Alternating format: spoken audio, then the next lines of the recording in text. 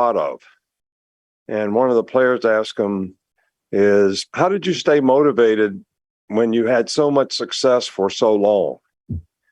And he said, I love the process. I love watching film. I love to practice. I caught extra balls before practice. I ran routes with the quarterback after practice. I love the process. And then when the game came, it was really, really easy. So, that's kind of interesting because some of our best players, some of our really good players that we've had here traditionally in the past, that's exactly how they work. And that's exactly how a lot of the guys on our team right now that are really good players, that's how they are. But we need to have everybody be that way. We don't need anybody trying to get out of drills or practicing or whatever. And if they love the process of what it takes, not to win a game, but to do the things you need to do to be able to win a game. All right? Not to do the things, not just think about being a starter, but what do you do to be a starter? What does a starter act like? How does a starter practice? How does a starter go about being responsible to do his job? And I think that was a really good message. And I think it's a message that, and, Larry made a point of this, that it's the same thing in your life. Being a good parent, being a good husband, doing a good job in whatever it is you do. So it was kind of interesting, but I get asked a lot. I never ever thought of this. How do you stay motivated? And I never really could answer it, but I love the process. I love practicing. I like getting ready for practice. I like coaching the players on the field, trying to get them to play as good as they can be so we have the best chance. They have the best chance to be successful. We have the best chance to be successful. So hopefully we can get a whole team full of guys getting ready to do that.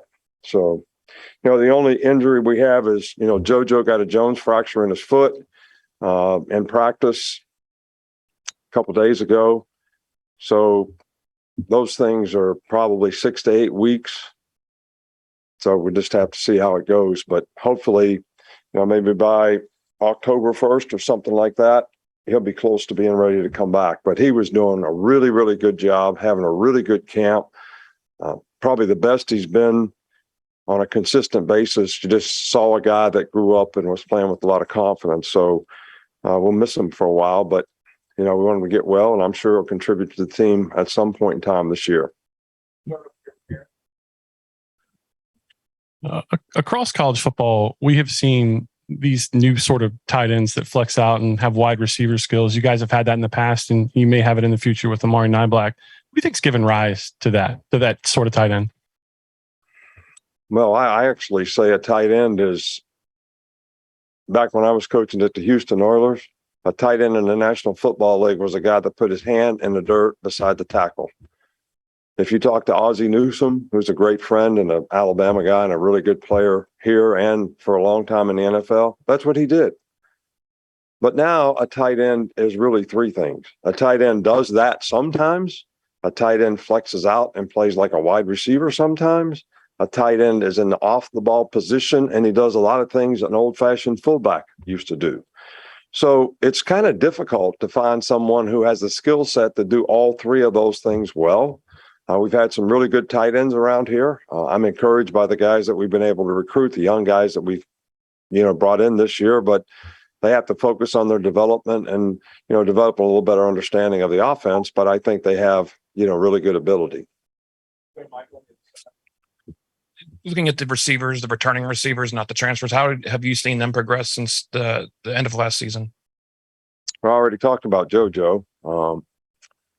So Ja'Cory Brooks is doing really well, very competitive, smart, plays with a lot of toughness, very physical, doing a good job. He's got really good hands. And all the other guys, they're making progress. They're better. They're getting better.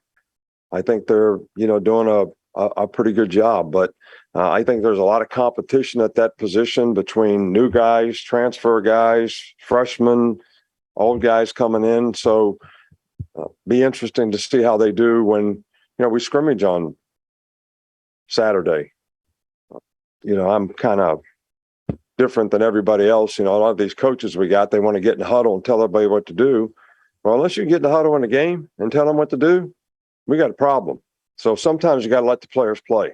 So when we go to a scrimmage, we'll see what they know. We'll see how they do, how much confidence they play with, and that'll go a long ways for us to make an evaluation of, is this guy, where is he in his development relative to being ready to play winning football for us? Henry said he's never covered a back as fast as Jahmyr Gibbs. The challenge of defending Gibbs, how have you helped or seen the defense be helped by defending him in practice? I think everybody is helped by the quality of players that we have on offense and defense. You know, Patrick Surtain would probably tell you, you know, I covered Henry Ruggs, Jerry Jeudy, Smitty, Jalen Waddle every day in practice for 3 years. How many guys did I play against in a game that was any better than those guys based on where they got drafted and all that and how much production they had? So I think, you know, iron sort of sharpens iron at every position. You know, Cam Robinson won the Outland Trophy playing left tackle around here, and the guy playing right end, he won the Nagurski, Jonathan Allen. They practice against each other every day for 3 years. So it helps everybody get better when you have good players. You know, Jahmyr Gibbs plays at a different speed. He breaks contain on the defense because that's good for the defense. So when we play against a good back that has great speed, you know, maybe we can keep leverage on him better. So it not only helps Henry, it probably helps everybody on the defensive team. And I think it helps at every position that players get challenged in practice and they have to do things correctly and create good habits so they have the best chance to be successful when a game comes. Just want to ask you about J.C. Latham and the progress you've maybe seen him make from this time last year to now. Well, he's made a lot of progress. He's a lot more confident. He's very physical. I think he's got a better understanding of, you know, what he's supposed to do, why it's important to do it that way, how he's supposed to do it, and he's playing extremely well. I'm pleased with both tackles, you know, so far in camp. How has kicking and punting looked so far? Well, we had to punt inside, so if we could evaluate how that looks going up in the net, I couldn't tell you, but it's been good when we've been outside. Just unfortunately, like we were outside today, but we got chased in by the storm, and we got chased in right when kicking period was coming. So we end up kicking the net, and I really can't. It's hard to evaluate. But in all the specialty periods and individual periods, the kicking has been good, and the kickers have been really, I think, improved. And, you know, Will has been very consistent as usual. From where he started to now, what's been the biggest strides Chris Braswell has taken? Braz is a good player. He's a good rusher. He's got great first step quickness. He can turn speed to power. He's got a much better understanding of what he's supposed to do on defense, playing outside backer. You know, it takes guys a little bit of time who have their hand in the dirt all the time when they're in high school, and then we try to teach them how to play standing up, which is a good fit for a lot of guys because they're not really big enough to be defensive ends, especially at the next level. So if they can play outside backer and then they can rush on third down, that creates tremendous value when they learn how to play standing up. And he has learned that, and he's improved at, you know, the pass coverage part of it, but he's a really good rusher. He's got great first step quickness. And look, you can be quick and fast, but if you can't turn speed to power, you're never going to be an effective rusher. So, and he can do that really well. So I think we have three guys there right now that are really good players at outside backer. Kind of going back to special teams, who are some of the players that are standing out at both kick returner and punt returner, and how do you feel about both of those units? Well, Jahmyr has done a really good job as a kickoff returner. I think we're trying to develop depth behind him. Jojo did some punt returning last year. He'd made significant amount of improvement in judgment, fielding the balls, and all those types of things. So we were encouraged by that. Kool-Aid's been back there. Jermaine Burton has been back there. So we just have to see the number one important thing on punt return is possession of the ball. So we'd like to get a first down and average over 10 yards of punt return. That's great for field position, but possession of the ball has to be the most important thing. So the guy that's going to be the most consistent fielder is going to be the guy that has the opportunity to do it until Jojo gets back. Okay, we got two more. The first one will come from Zoom. Anthony, go ahead. Yeah, hi, Coach.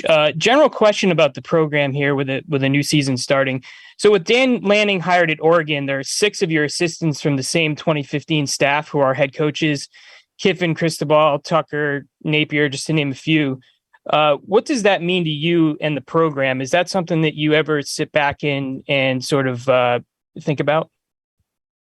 I'm happy for all those guys. They did a fantastic job when they were here. That's why we had a successful team. They did a great job with their relationships with the players, teaching the players, preparing the players to play the game so that we could be successful. And it's no surprise to me that any of them, because their leadership qualities, they're all very bright guys, that they had a lot of success, and they did a good job here for us because that's what they aspired to be. So I'm happy to see them have the opportunities to do it, and in many cases doing a really, really good job of it. So I'm happy for them. It's not about me. I'm happy for them, and we have some very good coaches on our staff now, and hopefully they'll get some opportunities. If we can continue to have success, I think that enhances that.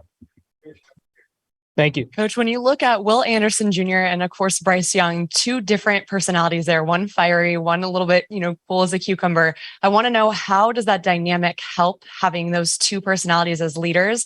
And does that dynamic compare to any other leadership you've had on the teams in the past? Well, I don't like to compare players, but one thing that the two of those guys have in common, they're both great competitors. They might have a different personality, but when you get on the field and start playing, they're great competitors. They prepare well. They understand what they're supposed to do. They understand what everybody else is supposed to do. They're trying to help other players on their side of the ball, play better, especially with, effort and toughness and knowing what to do and how to execute it. So they both do that well. They have a different personality, and they both have great personalities.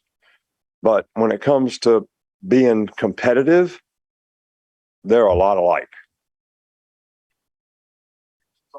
Is that it?